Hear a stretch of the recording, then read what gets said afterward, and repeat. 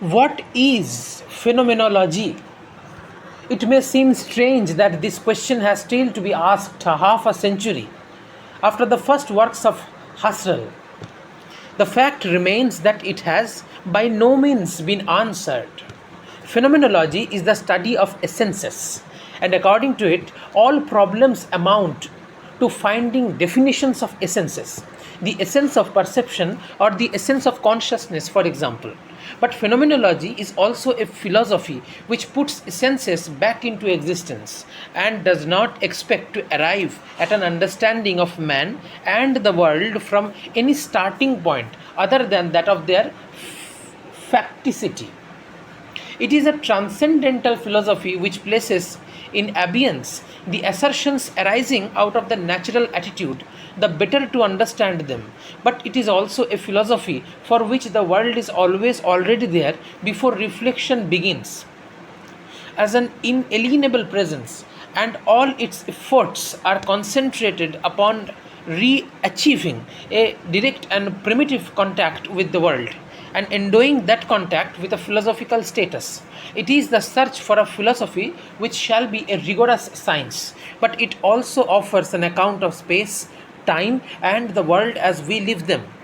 It tries to give a direct description of our experience as it is, without taking account of its psychological origin and the causal explanations which the scientist, the historian, or the sociologist may be able to provide. Yet, Husserl, in his last works, mentions a genetic phenomenology and even a constructive phenomenology.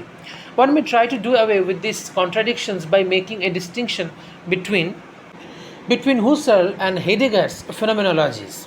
Yet the whole of sane and Zeet spirits springs from an indication given by Husserl and amounts to no more than an explicit account of the Notschiller, Websbegriff, or the Lebenswelt, which Husserl, towards the end of his life, identified as the central theme of phenomenology, with the result that the contradiction reappears in Husserl's own philosophy.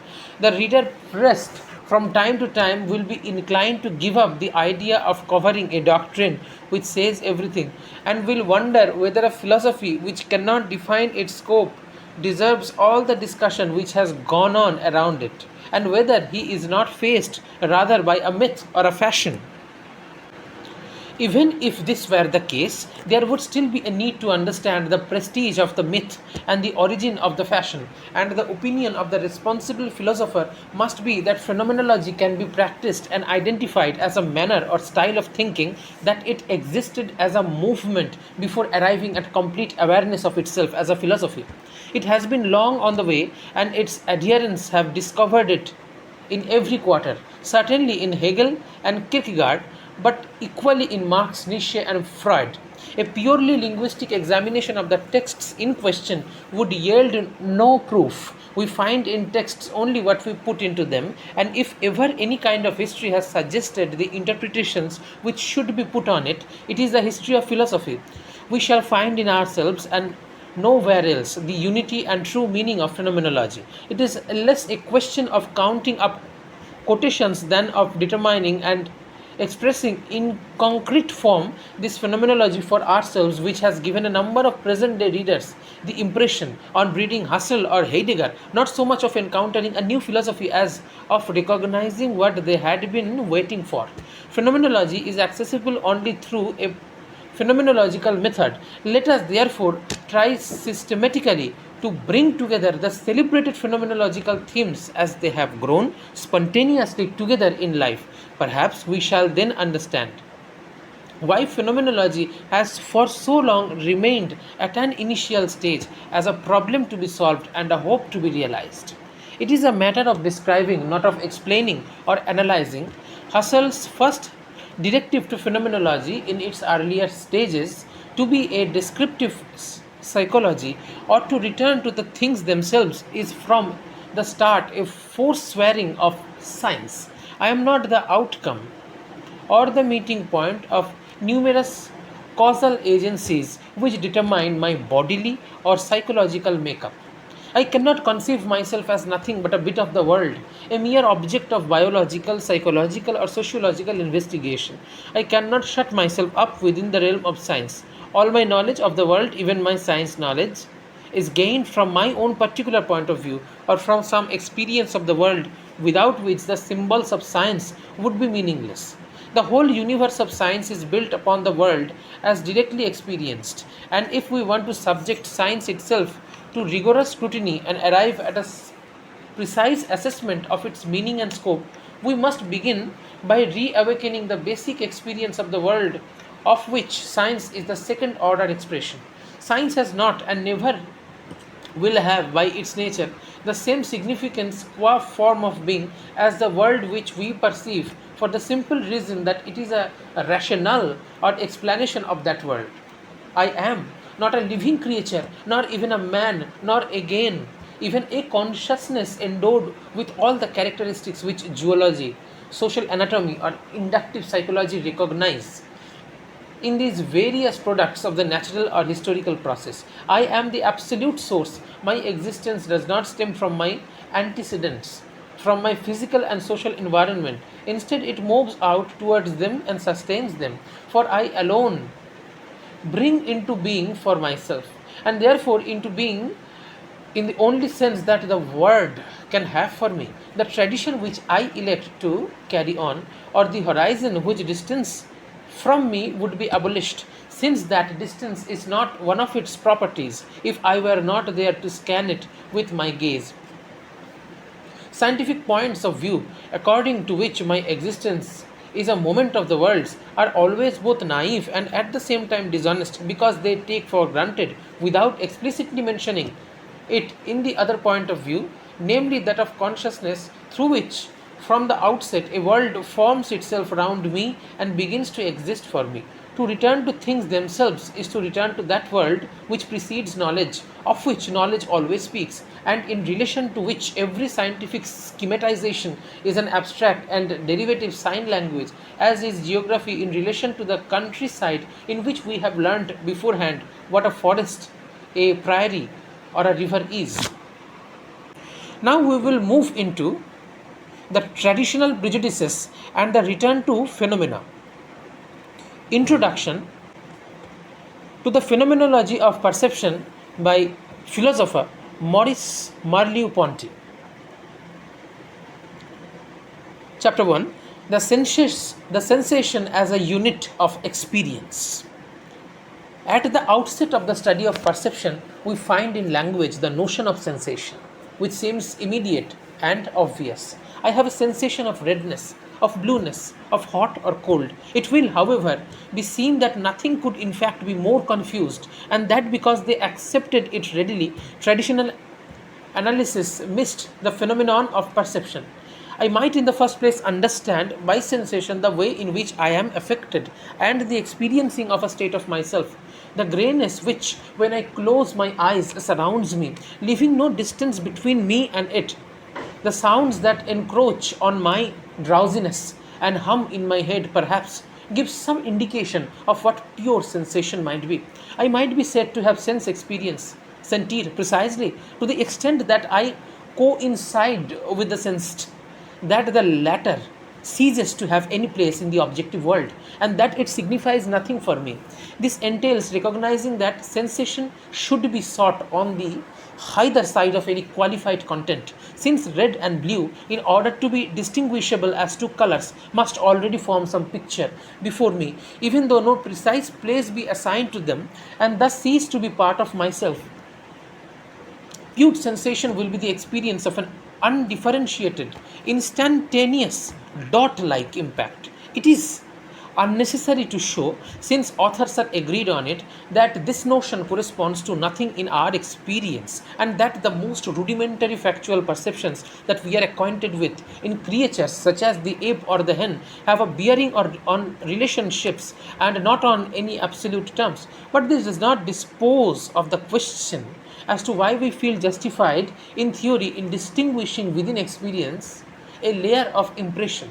Let us imagine a white patch on a homogeneous background. All the points in the patch have a certain function in common that are forming themselves into a shape. The color of the shape is more intense and as it were more resistant than that of the background. The edges of the white patch belong to it and are not part of the background, although they adjoin it. The patch appears to be placed on the background and does not break it up. Each part arouses the expectation of more than it contains, and this elementary perception is therefore already charged with a meaning. The patch appears to be placed on the background and does not break it up. Each part arouses the expectation of more than it contains, and this elementary perception is therefore already charged with a meaning. But if the shape and the background as a whole are not sensed, they must be sensed. One may object in each of their points. To say this is to forget that each point in its turn can be perceived only as a figure on a background. When Gestalt theory informs us that a figure on a background is the simplest sense given available to us, we reply that this is not a contingent characteristic of factual perception which leaves us free in an ideal analysis to bring in the notion of impressions. It is the very definition of the phenomenon of perception, that without which a phenomenon cannot be said to be perception at all.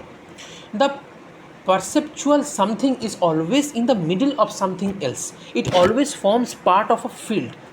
A really homogeneous area offering nothing to be cannot be given to any perception. The structure of actual perception alone can teach us what perception is. The pure impression is therefore not only undiscoverable but also imperceptible and so inconceivable as an instant of perception. If it is introduced, it is because instead of attending to the experience of perception, we overlook it in favor of the object perceived. A visual field is not made up of limited views, but an object seen is made up of bits of matter, and spatial points are external to each other. An isolated datum of perception is inconceivable, at least if we do the mental experiment of attempting to perceive such a thing. But in the world, there are either isolated objects or a physical void. I shall therefore give up any attempt to define sensation as pure impression.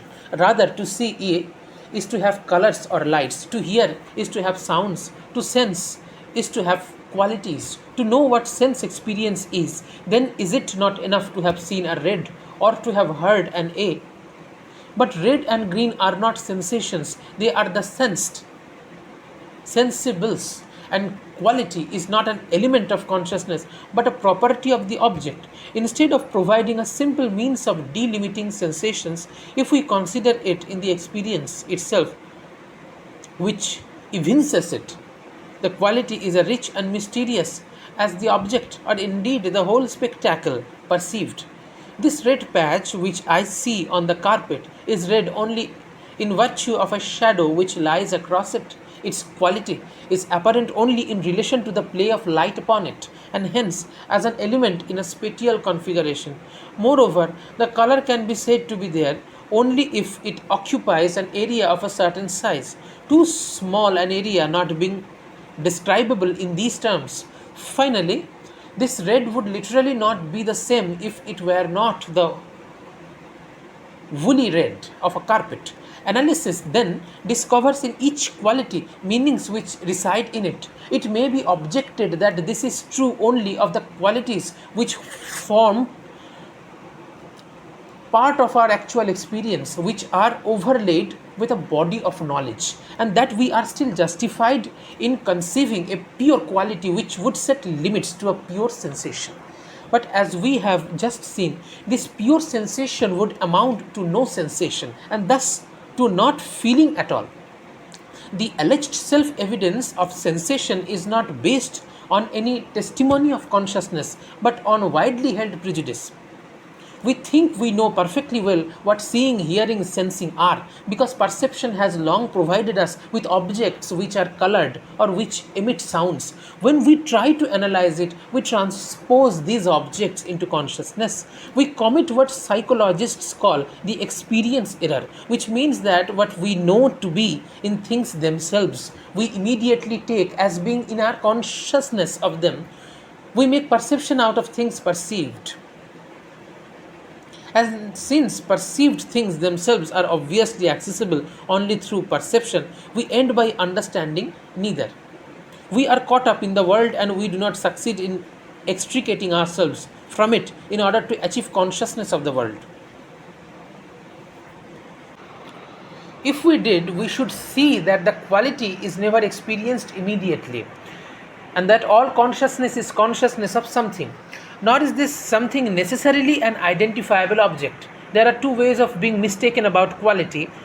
One is to make it into an element of consciousness, when in fact it is an object for consciousness. To treat it as an incommunicable impression, whereas it always has a meaning. The other is to think that this meaning and this object at the level of quality are fully developed and determinate. The second error, like the first, springs from our prejudice about the world.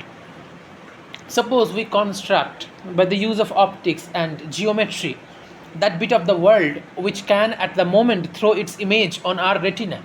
Everything outside its perimeter, since it does not reflect upon any sensitive area, no more affects our vision than does light falling on our closed eyes.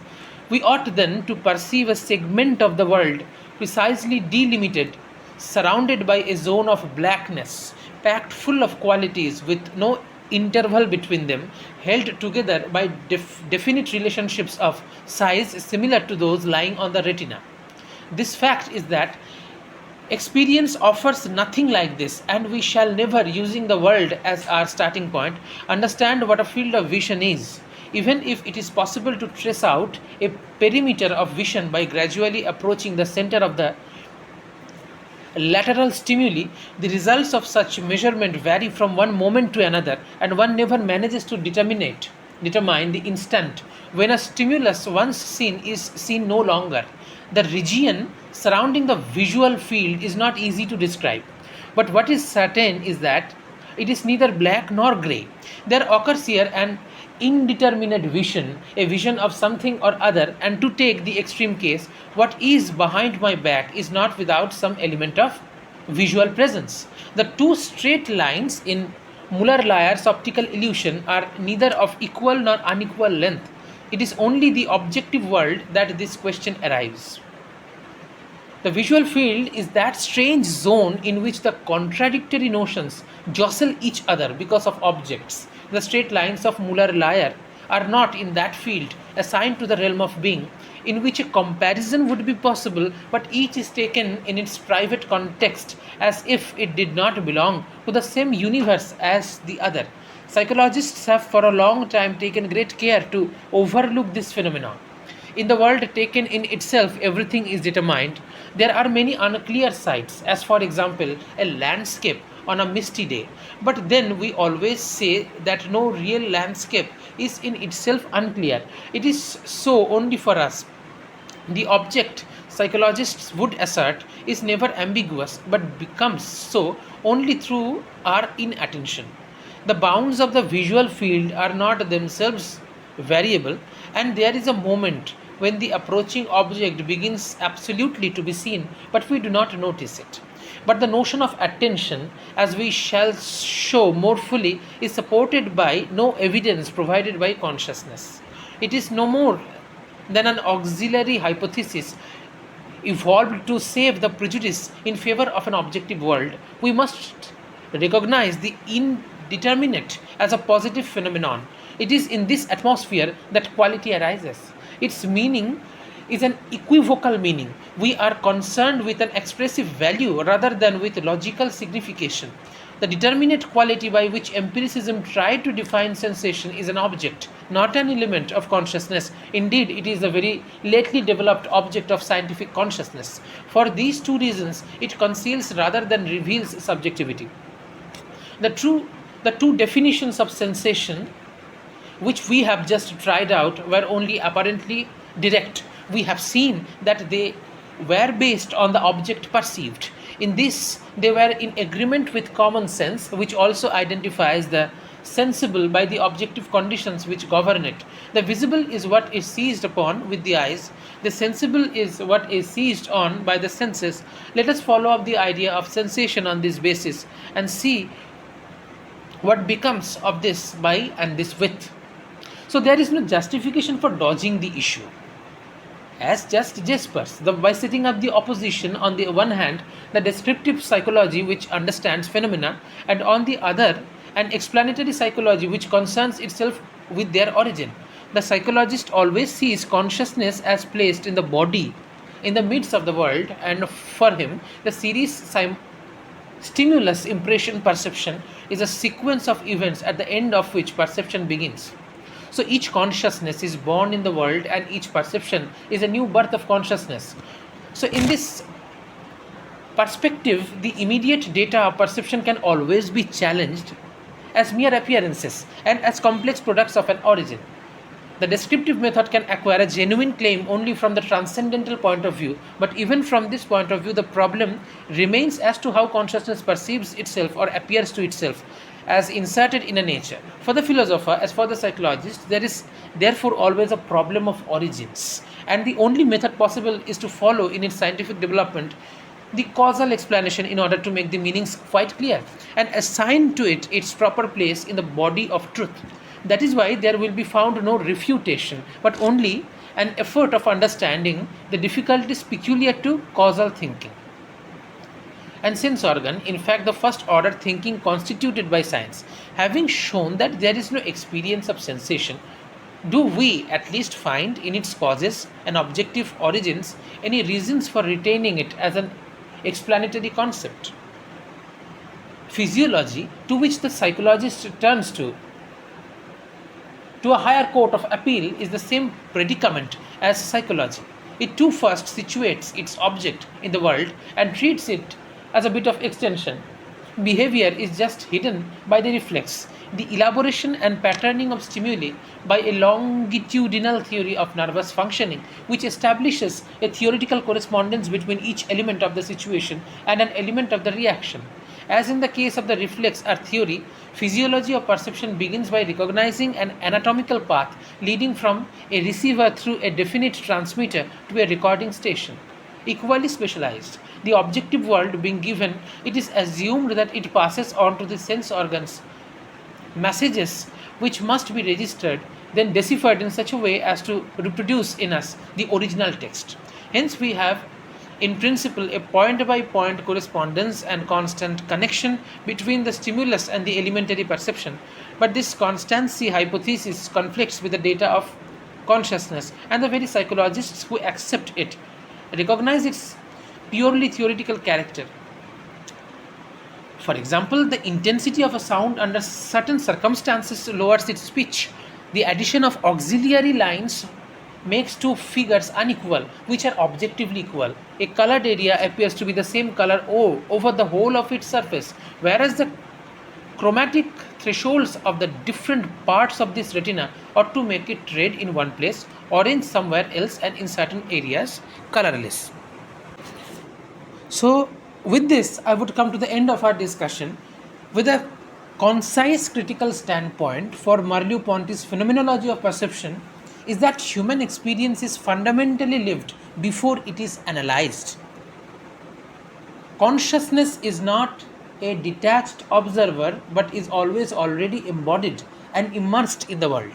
Meaning emerges through our direct engagement with experience, while reflective concepts such as intention, perception, and interpretations are secondary constructions that can never fully recover the immediacy of lived reality. So this is the fundamental point that will be illustrated or illumined by the author in the next chapter on the memory and perception and backward thinking and the errors of causal thinking. With this, we have come to an end.